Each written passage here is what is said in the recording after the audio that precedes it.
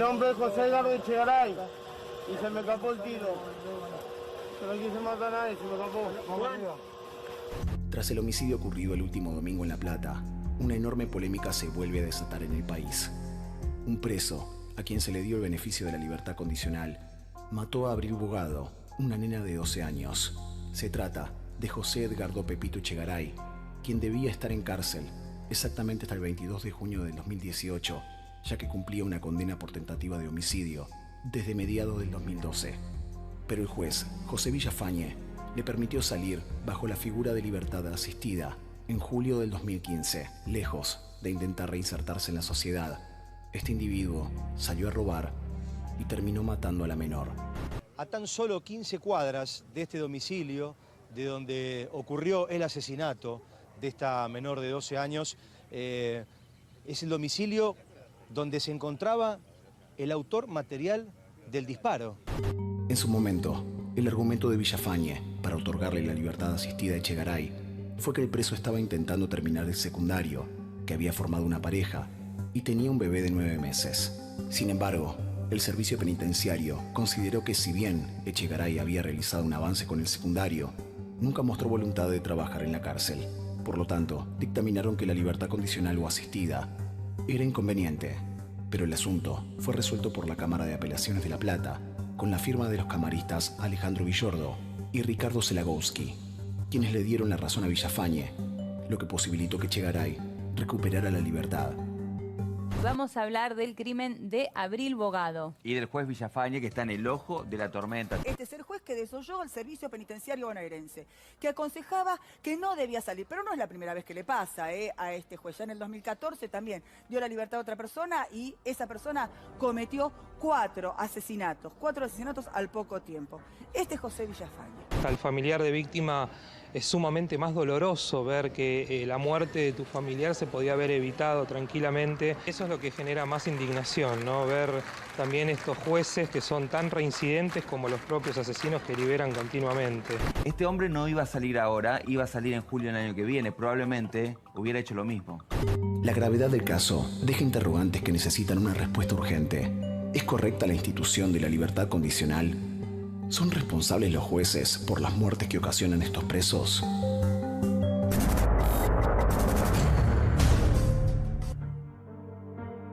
Un crimen tremendo, un crimen que no tiene palabras, el de Abril. Doctor Raúl Torre, el hombre que mató, el hombre que disparó, dice se me escapó el tiro. Fue sin querer. El arma era como esta. Como esta, un arma de tipo revólver como esta, de calibre 38 Special, de 4 pulgadas, similar a esta. ¿Y se puede escapar un tiro? A ver, existe una forma pericial de establecer si se puede... ¿Se puede? Puede ocurrir que el arma sea extremadamente celosa. A ver, las armas de tipo revólver tienen 2 formas de disparo. Sí. En doble acción, sí, que sería esta, sí, o en simple acción, que sería esta. Para disparar en simple acción, hacen falta solamente 1,8 kg de presión. Esto es la presión en la cola del disparador, en el gatillo, para el que conoce. ¿Presionar 1,8 kg es mucho o es poco? Es relativamente poco. Ajá. En cambio, cuando es en doble acción, que son 4,1 kg para esta arma más o menos, es mucho más. Es decir, hay que hacer mucho esfuerzo y en 1,8 kg no hay que hacer... Hay que hacer menos esfuerzo, pero digamos así, las armas están construidas, han sido fabricadas originalmente para evitar accidentes. Sí. Medida de seguridad. Por eso esa celosidad, por llamarlo como realmente corresponde, trata de impedir que se pueda escapar el disparo. O sea que no es que uno acaricia la cola del disparador y no acaricia.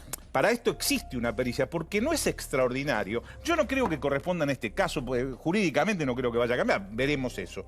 Pero en algunos homicidios, no nos olvidemos que hablar de un arma celosa y que se me escapó el disparo, a que en realidad yo lo hice intencionalmente, puede cambiar la calificación, y vaya que no es poco, desde un homicidio simple a un homicidio culposo. O sea, en vez de matar a otro, causar a otro la muerte por impericia, imprudencia, etcétera, etcétera. ¿Qué pasa? Existe una pericia o un peritaje que realiza la policía científica mediante un aparato llamado dinamómetro, donde se mide la tensión necesaria en la cola del disparador o en el gatillo, que es lo que la gente identifica normalmente, si está o no dentro de los parámetros normales de fábrica de esa arma. Si está dentro de los parámetros normales, la lógica es que no se escapa. No se puede argumentar que el arma tiene una celosidad que hubiera permitido que el disparo hay que hacer mucha fuerza. Se produjese sin intención. Porque hay que hacer mucha fuerza. Hay que hacer una fuerza importante, digamos. Importante. ¿Verdad? Y si estaba en doble acción, más todavía. Mucha más fuerza todavía. Ajá. Entonces, de entrada, uno, a ver, ¿cómo es exactamente? Entonces, uno toma esta arma, ¿puedo tomarla yo? Adelante, sí. Bueno, absolutamente descargada. Absolutamente descargada. Entonces, este es el tiro. En simple acción. Ajá, correcto. ¿Y en doble acción? No es tanto esfuerzo ahí, ¿eh? Pero es el mínimo necesario para que el arma no se escape. Correcto. ¿Y cómo es en doble acción? En doble acción es esto. Ahora, ¿qué pasa? Nosotros la tenemos en simple acción. Yo acaricio la cola del disparador y el disparo no se produce. No se produce. ¿Verdad? Hay que hacer fuerza. Hay que hacer una tensión sobre la cola del disparador. Y entonces, doctor Torres, ¿su hipótesis cuál es? Él pega un tiro para amedrentar, para obligarlos a abrir la ventana y robar. ¿Cuál es el mecanismo que usted piensa? ¿Cuál es su hipótesis? Yo no puedo analizar desde el punto de vista subjetivo, pero hoy en día, o sea, ¿cuál fue la intención del sujeto en ese momento? Ya lo va a valorar el juez cuando llegue a analizar la materialidad del hecho, ¿verdad? Pero yo lo que creo realmente es que estos individuos tienen exacerbada la violencia de tal forma, donde el arma forma parte de ellos también. El arma es una extremidad más, ¿verdad? Y entonces es muy probable que producto de esa violencia exacerbada... Porque se los ve muy histéricos, por decirlo.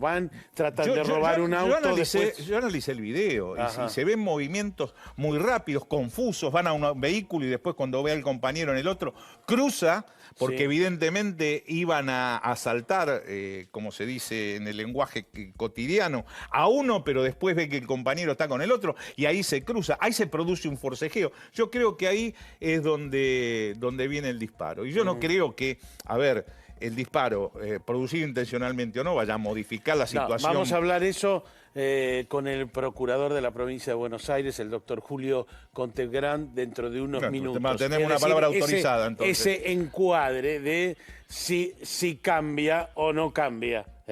Pero, insisto, a mí esto... requiere un poquito de fuerza. Es decir, no es que yo toco acá, pero en el marco de un lío... No hay, el arma ha sido fabricada para que esto no ocurra accidentalmente. Yo ahí estoy tocando la cola del disparador. Y no vemos que no se produce ningún disparo. ¿Sí? Yo tengo la intención de disparar y ahí sí se produce el disparo. O sea que en principio hay que partir de una hipótesis, es en el marco de una histeria de robo en un auto, en otro, etcétera, de que me cruzo, hay como un nivel de violencia que produce... Yo le llamaría la violencia exacerbada que tienen este tipo de delincuentes cuando cometen los hechos cotidianamente, ¿verdad? Luego... El empleo del arma de fuego ya de por sí está indicando la potencialidad del peligro. Claro, de esto no hay ninguna duda, ¿verdad? Correcto. Vamos a ver los hechos. Estos son los hechos.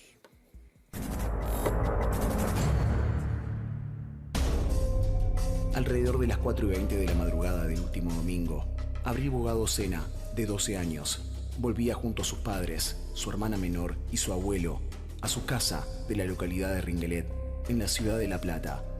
La familia venía de disfrutar de una fiesta de casamiento. Al llegar a su domicilio, se vieron sorprendidos por dos delincuentes que venían de intentar robarle el coche a un vecino que logró escapar. Sin imaginar lo que estaba por pasar, Abril viajaba en la parte posterior del auto, junto a su hermana y su mamá. De repente, mientras los ladrones intentaban robarle el vehículo, recibió un tiro en la frente. El trágico final de Abril, uno piensa en el juez Villafañe y uno siente por los antecedentes que no ha sido casualidad. El juez Villafañe con su firma mató a Abril Bogado porque dejó libre a un asesino. Las cámaras de seguridad de la zona registraron la secuencia del intento del robo que terminó en tragedia. Dos delincuentes estaban merodeando la zona de 510 entre 11 y 12. Primero intentaron robarle a un conductor que logró escapar a tiempo. Como no pudieron asaltarlo, fueron enfrente, donde estaban estacionando los Bogado. En el forcejeo, uno de los ladrones disparó contra la ventanilla derecha del auto donde estaba Abril. Le arrebataron la billetera al padre y huyeron. La ciudad de La Plata registró 5 homicidios en situaciones de inseguridad en los últimos días. Al día siguiente, miles de personas participaron de una marcha por las calles platenses para pedir justicia por la muerte de la menor de 12 años. Nosotros llegamos 1 hora después a mi casa, o sea que nos podría haber tocado a nosotros, pero ya te digo, es una locura. Estamos viviendo mal, cuando vamos a entrar al auto hay que mirar para todos lados. Cuando salimos a la mañana, están esperando salideras. En este triste contexto, ¿qué pasa con el patronato de liberados que debería controlar lo que hacen los presos con libertad condicional? ¿Qué responsabilidad le cabe al servicio penitenciario?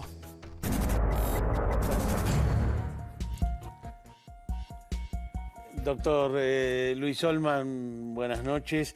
Usted es el presidente del capítulo de Psiquiatría y Criminología de la Asociación de Psiquiatras. El presidente honorario. Honorario. La gente, digamos, como José Villafañe, ¿es lógico que les den una libertad condicional o libertad asistida? La verdad es que no conozco específicamente la causa de manera tal de que no podría construir una opinión particular sobre ella, pero me parece que hay un problema sistémico. En primer lugar, lo que hay que decir es que se consumó una tragedia terrible, atroz, irreparable, digamos. ¿No previsible? No previsible en términos... Digo, porque hemos tenido otros casos también, de gente que sale con libertad asistida y que vuelve a cometer los delitos. Vamos a ver enseguida algún caso, pero ¿cómo se hace para prevenir una cosa por el estilo? En primer lugar, es muy difícil la evaluación. Está el gabinete criminológico del servicio penitenciario, que por otro lado tiene una crisis estructural. ¿Por qué? Por 2 razones. Tiene una crisis estructural porque tiene una superpoblación extraordinaria y porque tiene una corrupción estructural desde hace largos años. ¿Es cierto el mito de que certificado de buena conducta y informes positivos medio que se compran de vez en cuando? Por lo menos el mito seguramente tiene un núcleo de verdad. La otra cuestión es que, a diferencia de los jueces de ejecución de la capital federal, un juez de garantías de la provincia de Buenos Aires tiene el control de la ejecución de la pena de 6.000, 7.000, 8.000 presos. ¿Y cómo hace? No sé cómo hace, precisamente, es imposible. Esa es la cuestión. Y por otro lado, no tiene un equipo interdisciplinario que lo asesore.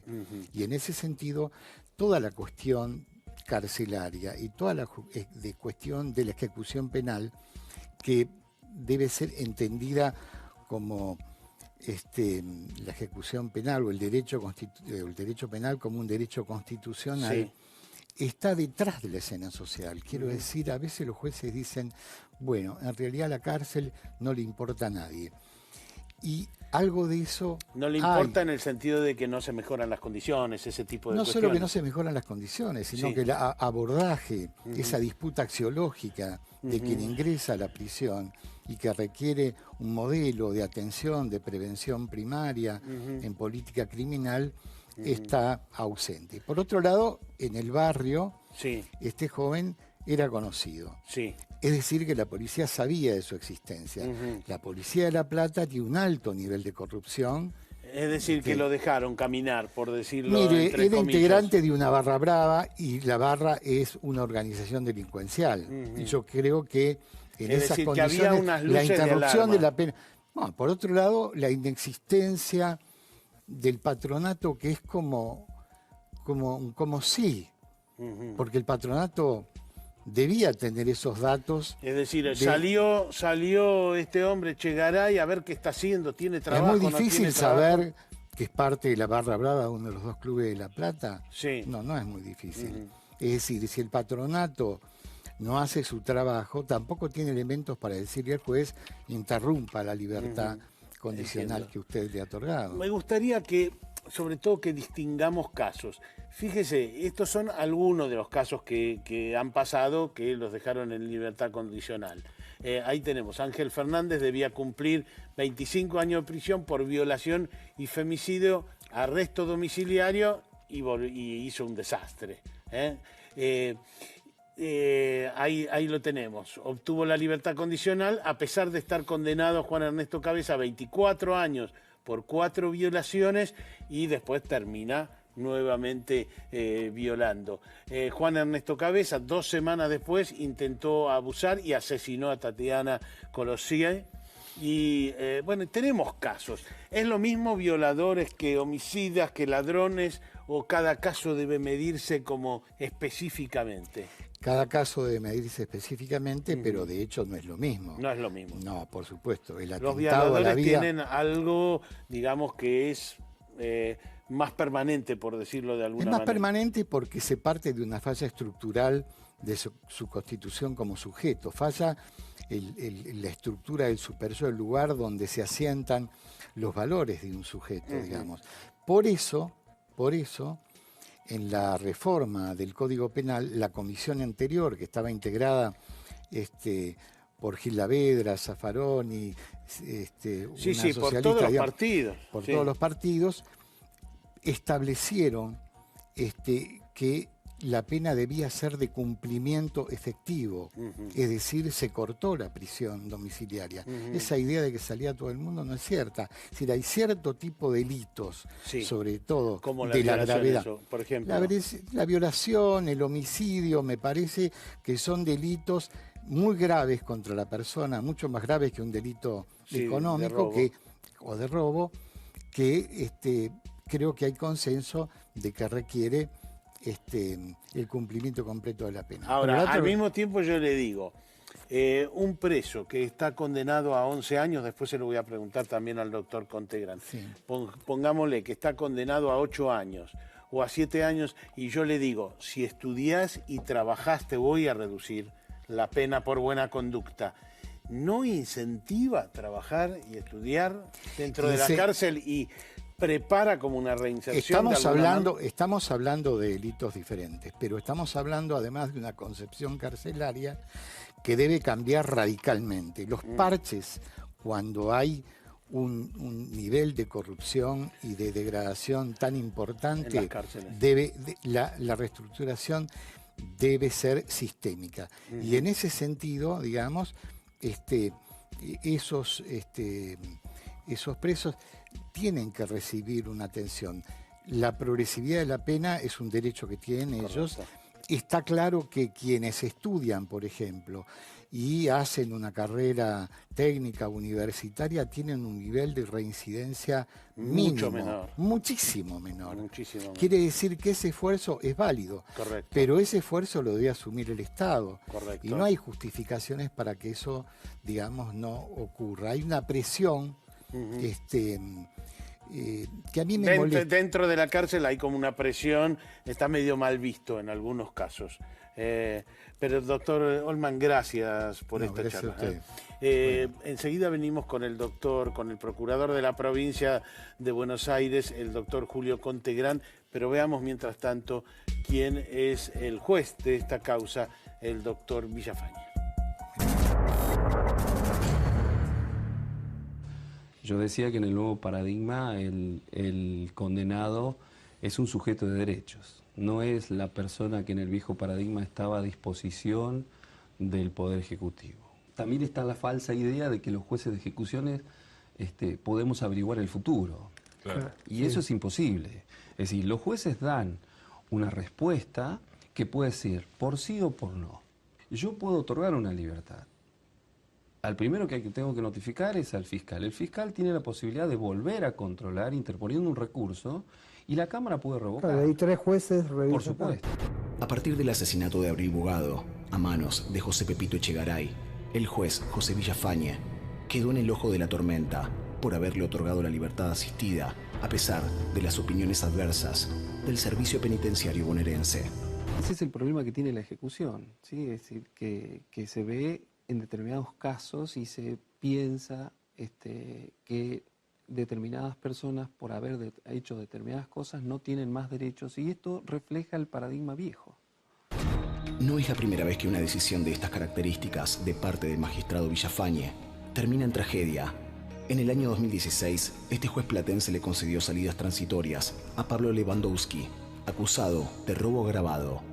Poco tiempo más tarde, el delincuente ingresó a una vivienda donde vivía una mujer de 83 años y la mató a golpes. El 22 de abril del año pasado, un sujeto ingresó a la casa de mi mamá y a golpes la mató. Un sujeto que estaba con una libertad asistida de 48 horas otorgada por el juez Villafañe.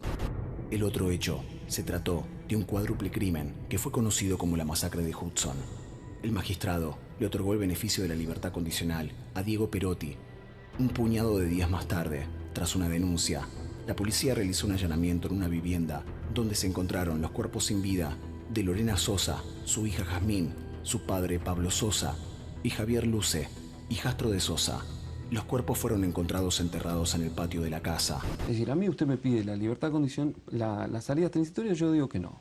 Usted me pide, le digo que no. Dígame si yo tendría algún problema como el que usted me planteaba hipotéticamente. No. Ahí sería fácil. Usted busca sí, pero digo, ¿se cumpliría lo que se espera constitucionalmente de la etapa de ejecución? Nada más y nada menos, que está en la Constitución, ¿no? No. Doctor Julio Contegrán, procurador de la provincia de Buenos Aires, es decir, jefe de todos los fiscales de la provincia de Buenos Aires. Primero le hago la pregunta que nos hacíamos al principio. Si una persona se le escapa el tiro en el marco de un robo o dispara intencionalmente en forma penal, en el tema penal, ¿hay diferencia? Es muy poco probable que se puedan confirmar diferencias, porque lo que se interpreta es que si la persona inicia su actividad delictiva con un arma, la probabilidad es que él tenga en miras ya la utilización del arma. De modo que, si bien es cierto que todo dependerá finalmente de la acreditación y de las pruebas que se puedan ir sustanciando en la causa, las posibilidades de la reducción y la configuración de un homicidio, digamos, culposo, negligente, son poco probables. O sea que se toma como si fuera un homicidio intencional. En términos iniciales sí, y la hipótesis de investigación transcurre de esa manera y es realmente muy improbable que se pueda acreditar un culposo. ¿Una persona que mata durante un robo es seguro prisión, digamos, perpetua o tiene otras alternativas? No necesariamente. No necesariamente. No necesariamente. Las pruebas, las penas son muy agravadas en este tipo de delitos. Por ejemplo, por el agravante. ¿Cuántos años? El máximo inicial del homicidio doloso es de 25 años, pero puede haber agravantes. Con el robo, por ejemplo, eso agrava aún más. Efectivamente, y pueden ampliarse a más de 25 años. A más de 25 años. Ajá. Y bueno, en este caso hemos visto que había una situación de libertad asistida o condicional. Usted no le gustó ni 5 en este caso, ¿no? El caso en particular, no, el caso en particular, efectivamente la persona estaba bajo, aprovechándose del beneficio, gozando del beneficio de la libertad asistida. Sí. Que es un instrumento que otorga la norma procesal de la provincia, que es muy de excepción, y que se puede conceder con anterioridad a la concurrencia de los requisitos necesarios para otorgar la libertad condicional, 6 meses antes. Correcto. O sea que él debía salir en julio del 2018 y usted dice no debió dársele antes de fin de este año. La fiscal que intervenía en la causa se opuso en el trámite del otorgamiento y después hubo también una oposición en la apelación a la resolución que el juez dictara, de modo que el Ministerio Público Fiscal tuvo oportunidad de rechazar esta alternativa 2 veces durante el proceso. Pero la Cámara le dio la razón al juez. La Cámara confirmó la resolución del juez, efectivamente. Ahora, lo que yo le decía al doctor Olman hace un ratito, esta idea de que estudia, trabaja y yo te voy a dejar salir un poco antes, porque él ya había cumplido más de 5 años de prisión. ¿No es una idea buena, por decirlo de alguna manera? Trabajá, estudiá, tené buena conducta dentro del penal y eso te va a permitir salir antes. Es buenísima en términos teóricos y además configura un aspecto de la readaptación de la persona o de la resocialización. Hay otras cuestiones que tienen que ver no solo con la educación y con la posibilidad de encontrar una fuente de trabajo, sino de articularse nuevamente a la sociedad en términos de la convivencia con un núcleo familiar o de amigos. De modo que es una parte del tema y es realmente importante. Pero este hombre, por ejemplo, estaba haciendo el secundario, ¿no? Dentro de la cárcel. ya estaba en el segundo año del secundario. Mostró algún nivel de inquietud, digamos, de inquietud por progresar. Había formado una pareja, tenía un bebé de 9 meses, ya le habían dado dos días por mes y había cumplido. Volvía a la cárcel, cumplía los 2 días y volvía. Tenía el beneficio de salidas transitorias, efectivamente. Lo que sucede es que según el informe del Servicio Penitenciario, en este proceso de otorgamiento de la libertad asistida se había además aclarado que esto no era suficiente, que el proceso de readaptación y resocialización no había concluido y que por lo tanto era inconveniente la libertad. Estudiaba pero que debía trabajar. Además había demostrado algunas actitudes violentas importantes que hacían pensar al Servicio Penitenciario que no era conveniente. Se le encontró una faca y un celular. ¿Tampoco parece tan violento eso o sí? No. Además en la relación con sus compañeros. Correcto. Sí, efectivamente. Vamos a ver la opinión de un juez. Bien. Y vamos a hablar después porque obviamente los jueces son los que tienen mucho poder de decisión en estos procesos.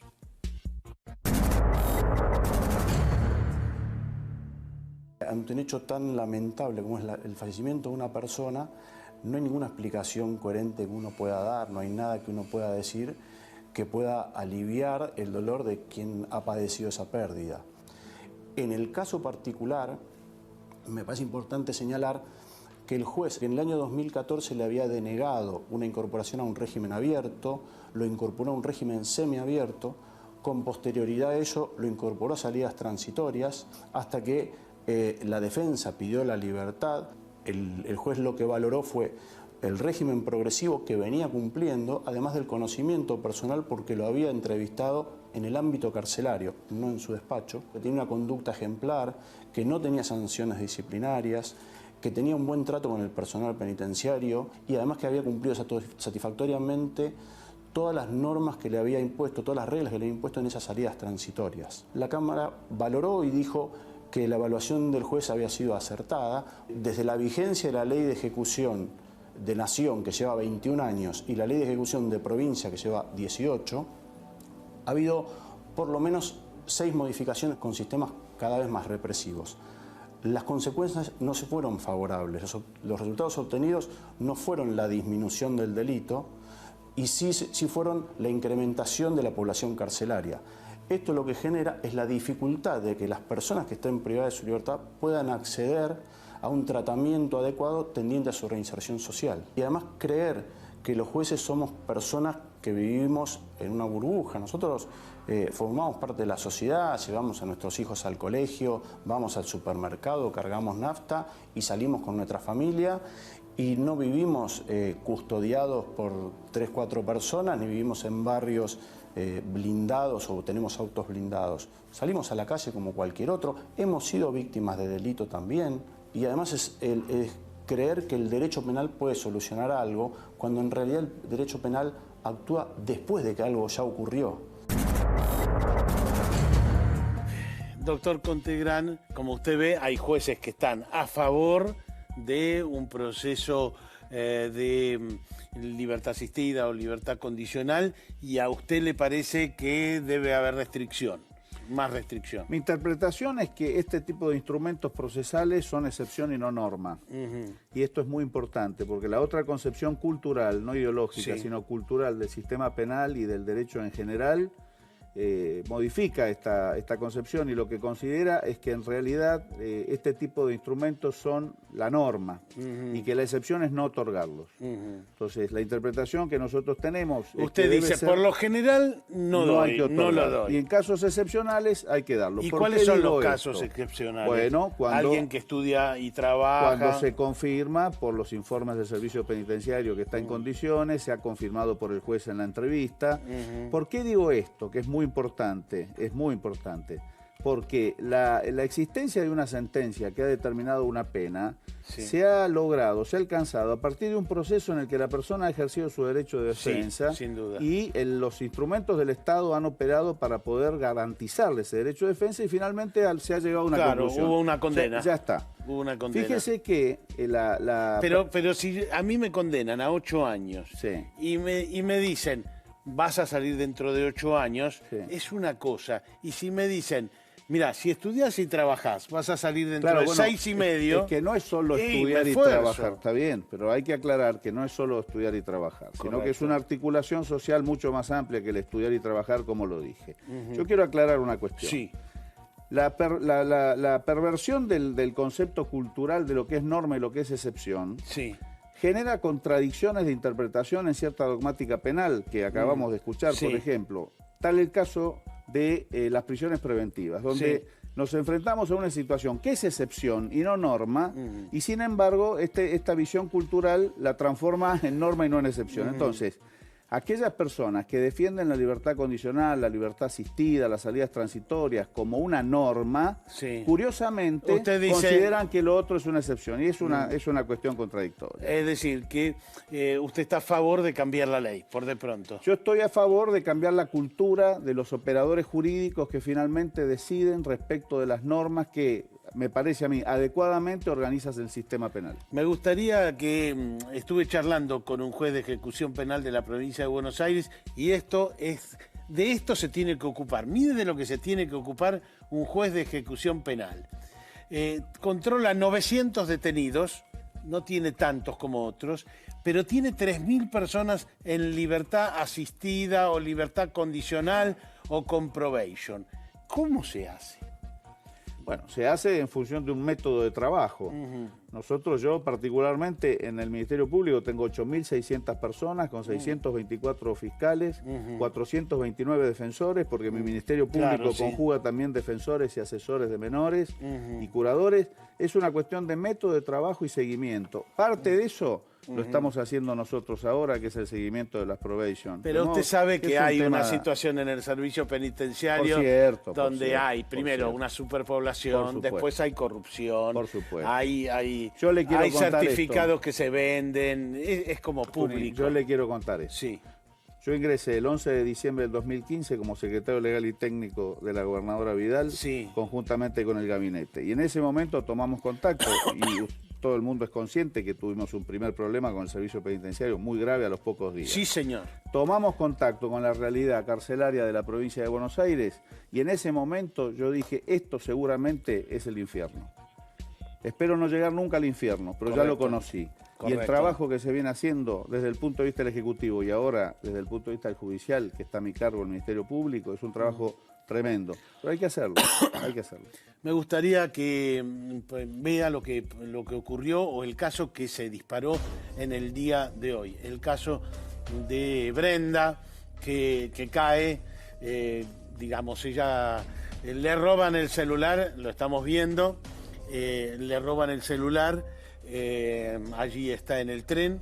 Yo creo, tengo toda la impresión de que ahí bajó el delincuente y ahora va a caer ella, y tengo toda la impresión, ya cayó ahí, la vemos al costadito, ahí lo vamos a ver otra vez, se baja el delincuente y ahí cae ella. Le quería preguntar, doctor Contegrán, cuando detengan, si detienen a este hombre que robó el celular, ¿va a ser culpable del homicidio? Si hay muerte de ella, ojalá, por favor que no, pero si no, de lesiones graves o de homicidio, o el ladrón ese es solo responsable del robo del celular. La hipótesis de las lesiones graves ya están configuradas como objetivo de la investigación en función de las pruebas que se están recabando. Una muy importante, este video.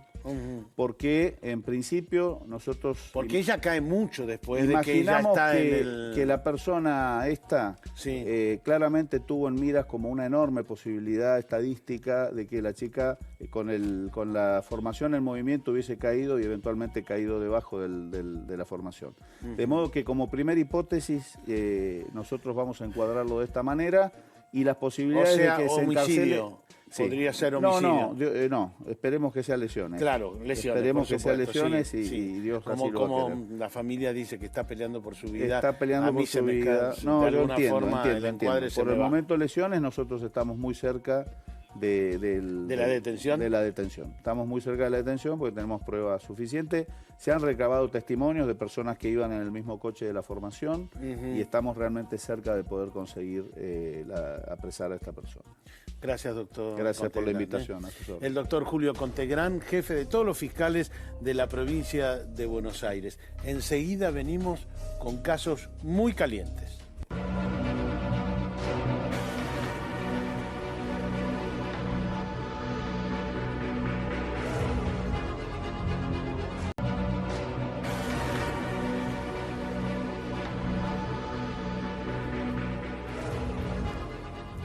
Doctor Torre, vamos a dar algunas informaciones que son exclusivas en el caso de la muerte de Santiago Maldonado.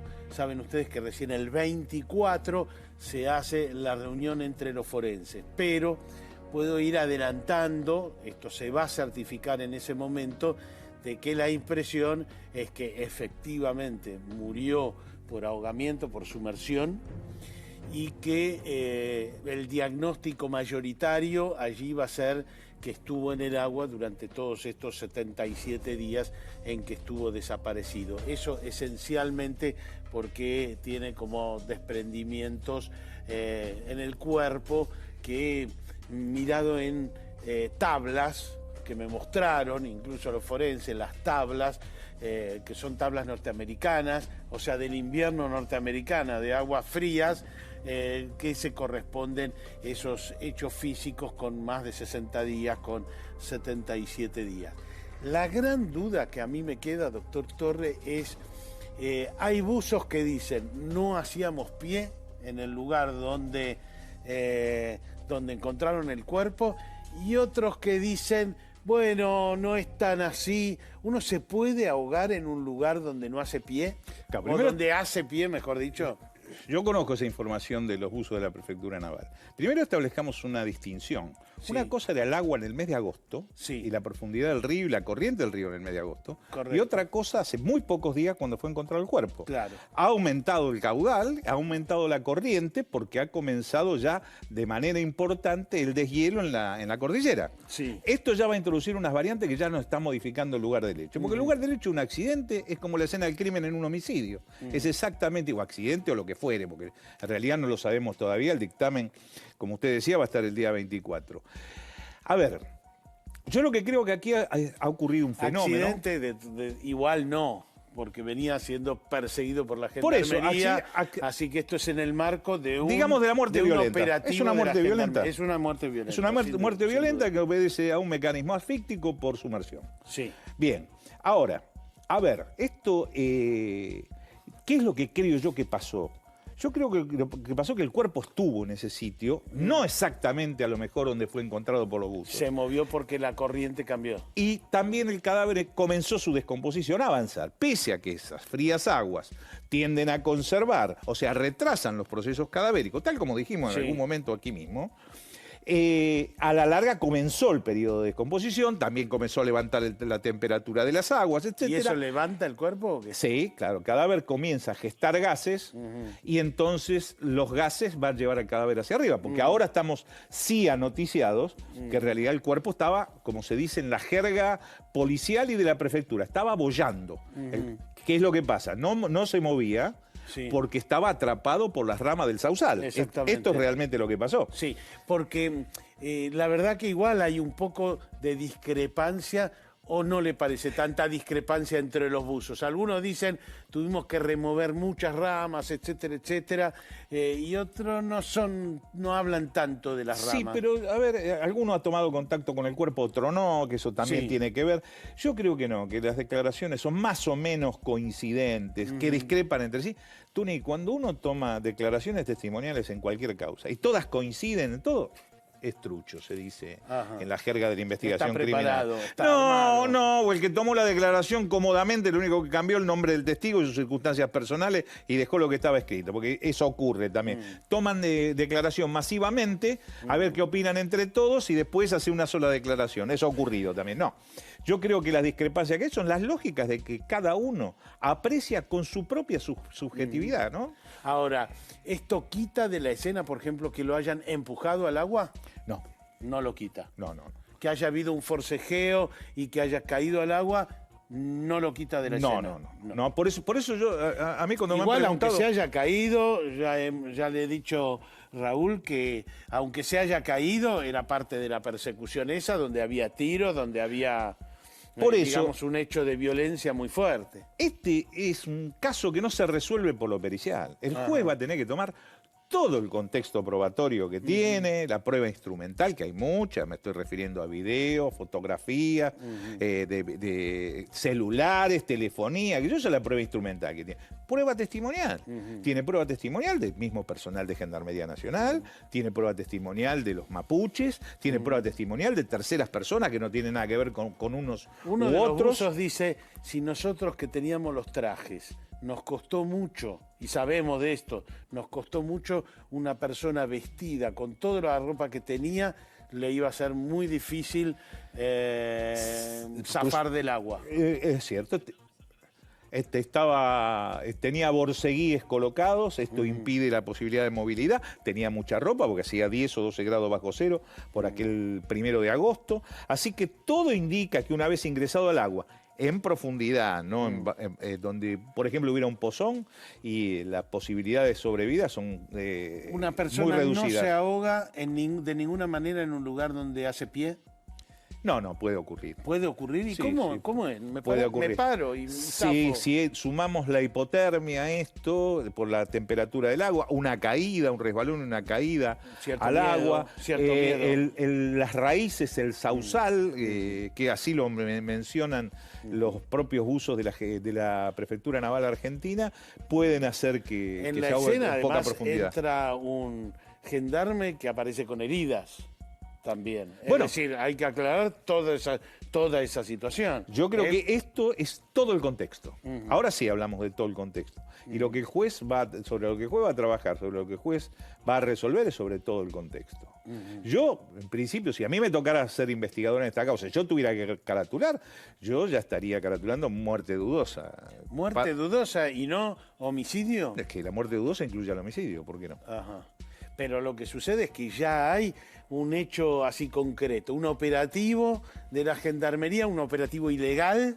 Está bien, Tuni, pero va a ser muy difícil que el juez, me animo a suponer, tal Sí. vez no ocurra lo que yo creo, ¿no? Que el juez caratule homicidio si no tiene una evidencia muy concreta. Bueno, enseguida volvemos con las conclusiones.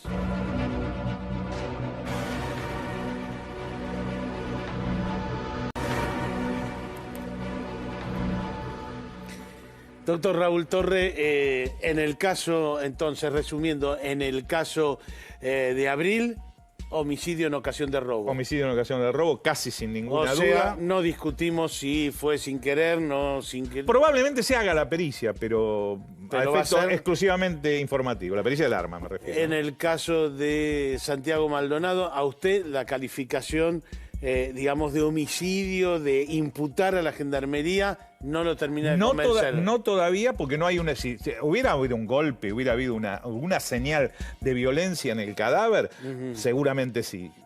Lo que no quiere decir que no vaya a surgir en su momento. Por eso yo creo que el principio de muerte dudosa, que involucra el homicidio, digámoslo claramente, no Sí. es que se aleja, lo involucra. A usted lo de Echazú, el que está sangrando, le llama la atención.